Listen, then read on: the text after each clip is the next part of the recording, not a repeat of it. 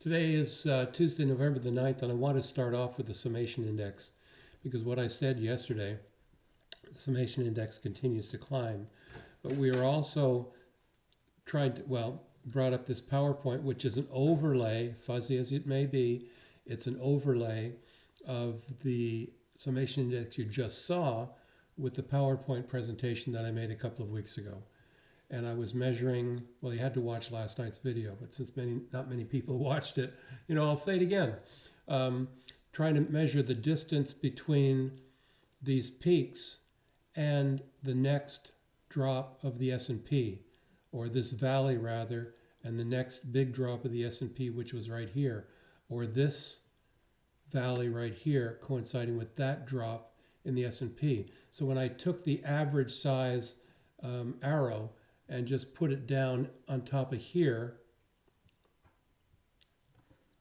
I said that the market should be turning down right about now. And isn't that what happened? So call me lucky, I guess. But it does indicate that probably now is not a good time to be buying anything. I got rid of my SAVA position. I'm keeping my short calls in Square, Caterpillar, and they're all starting to collect premium quite nicely.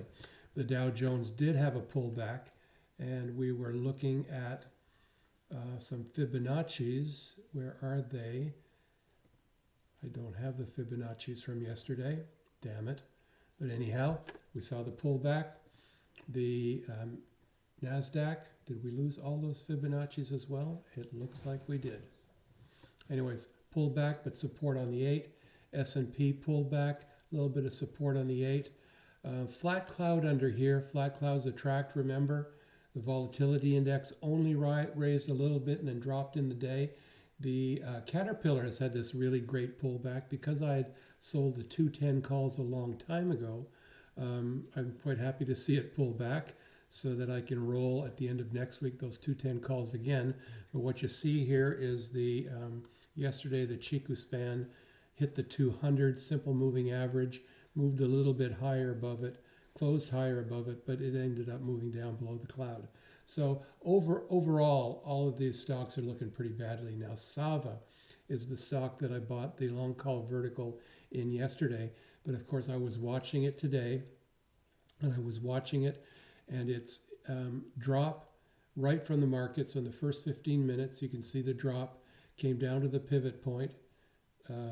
This is the 5 minute, came down, could not actually make it up to support.